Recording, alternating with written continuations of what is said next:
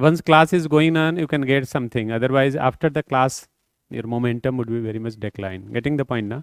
So if you are having some doubts, you can see at home, then you can come and ask. Once you finish the syllabus, then probably this kind of momentum would not be coming for ancient history for you. So at least when the topics are going on, you should be a bit more cautious, a bit more eager to understand the things. Okay, so tomorrow we'll be doing this part, Chalukyas and Pallavas, then Cholas, Rashtrakutas. Everybody has finished, Akash?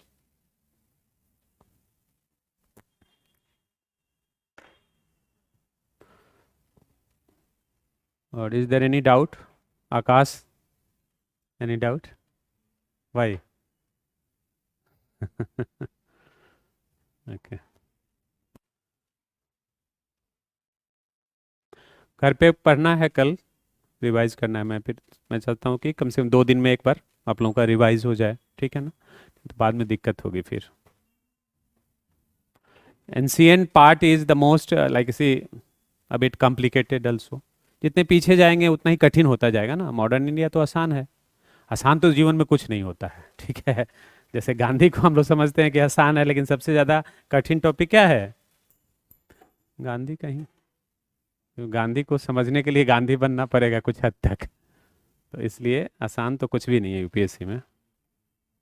But ये है कि जो नए नए नाम मिलते हैं ancient में, वो थोड़ा उतने कठिन नहीं होते हैं। मॉडर्न में थोड़ा जान पहचान नाम होता है, नहीं?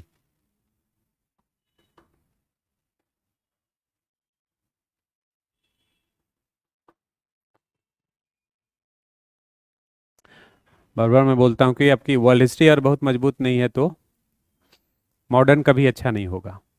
हिस्ट्री में सबसे मजबूत क्या होना चाहिए? World history. उसी से आईआर होगा। देखिए अभी अभी परसों ही प्रश्न आया है कि जो रंजीत सिंह जी का जो राज्य था, Sikh state, it was like Napoleonic state. Napoleon, देखिए तुलना दोनों का पूछ दिया है। नेपोलियन के बारे में कहा जाता है ही केम, he played and he conquered. बहुत कम समय में राज्य बना नेपोलियन का, है ना?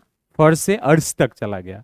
उसी तरह जो सिख स्टेट था, रंजीत सिंह के साथ शुरू हुआ था, और फिर आप देखिए 1849 तक आके उस पर अंग्रेजों ने कब्जा कर लिया। दोनों का तुलना पढ़ा है। बिट्रेड आफ्टर, हाँ बिट्रेड किया। तो सी पॉलिटिकल लाइफ होता है, उसमें बिट्रेयल कुछ नहीं होता है एक तरह से देखा जाए तो। आफ्टर ऑल मैं तो पहले भी आपको बोला हूँ कि सक्सेस मायने रखता है, मेटेरियलिस्टिक लाइफ है, समझ रहे हैं ना? तो इसलिए बिट्रेयल अगर आपके साथ धोखा होता है तो क्या आप उसके लिए जिम्मेवार नहीं हैं? आप भी तो जिम्मेवार है ना। हाँ, तो वो होता है। तो पॉलिटिकल लाइफ में हमेशा ऐसे ही होता है। सत्ता जो है ना, सत्ता साधु बन के सत्ता कहाँ चलती है?